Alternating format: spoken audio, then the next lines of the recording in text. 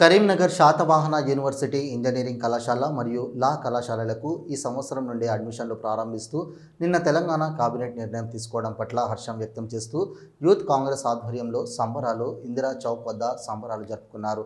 ఈ సందర్భంగా సీఎం, మంత్రి పొన్నం ఇన్ఛార్జ్ మంత్రి చిత్రపటాలకు పాలాభిషేకం చేశారు.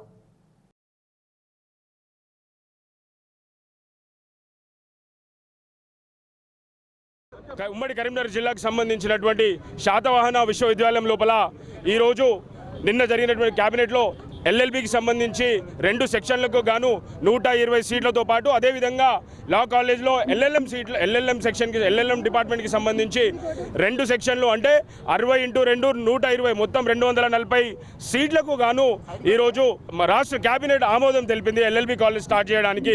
అదేవిధంగా శాతవాహన యూనివర్సిటీకి సంబంధించి ఎన్నడూ లేని విధంగా 2014 కంటే ముందు మంత్రి పొన్నం ప్రభాకర్ గారు ఇంజనీరింగ్ కాలేజ్కి సంబంధించినటువంటి ఫైల్ని మూవ్ చేసినప్పటికీ కూడా, ఆనాడు శాంక్షన్ అయినప్పటికీ కూడా గత పాలకులు టీఆర్ఎస్ ప్రభుత్వం నిర్లక్ష్యానికి గురి చేసింది. మళ్ళీ తిరిగి కాంగ్రెస్ పార్టీ అధికారంలోకి వచ్చిన తర్వాత మంత్రి పొన్నం ప్రభాకర్ గారి చొరవ వల్ల ఈరోజు శాతవాహన విశ్వవిద్యాలయం లోపల మన ఉమ్మడి కరీంనగర్ జిల్లాకు సంబంధించి ఇంజనీరింగ్ కాలేజ్ని ప్రారంభం చేసుకోబోతున్నాం.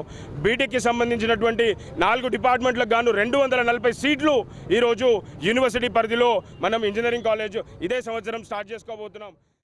ఈరోజు గీతాభవన్ చౌరస్తాలో యువజన కాంగ్రెస్ పక్షాన పొన్నం ప్రభాకర్ అన్న గారికి మరియు రాష్ట్ర ముఖ్యమంత్రి వర్యులు రేవంత్ రెడ్డి గారికి, బట్టి విక్రమార్క గారికి పాలాభిషేకం నిర్వహించడం జరిగింది. శాతవాహన యూనివర్సిటీని కూడా ఈరోజు కాంగ్రెస్ పార్టీయే మనకి ఇక్కడికి తీసుకొచ్చింది. అయినా టీఆర్ఎస్ పార్టీ పట్టించుకోలేదు. 10 ఏళ్ల పాటుగా ఈరోజు పొన్నం ప్రభాకర్ అన్న గారు ఈరోజు శాతవాహన యూనివర్సిటీలో లా కాలేజీని కానివ్వండి మరియు ఇంజనీరింగ్ కాలేజీలను కానీ ఏర్పాటు చేస్తున్న పట్ల మా యువజన కాంగ్రెస్ పార్టీ హర్షం వ్యక్తం చేస్తుంది. టీఆర్ఎస్ ప్రభుత్వంలో విద్యా సంస్థలు కానీ విద్యా రంగాన్ని కానీ ఎప్పుడు పట్టించుకోలేదు.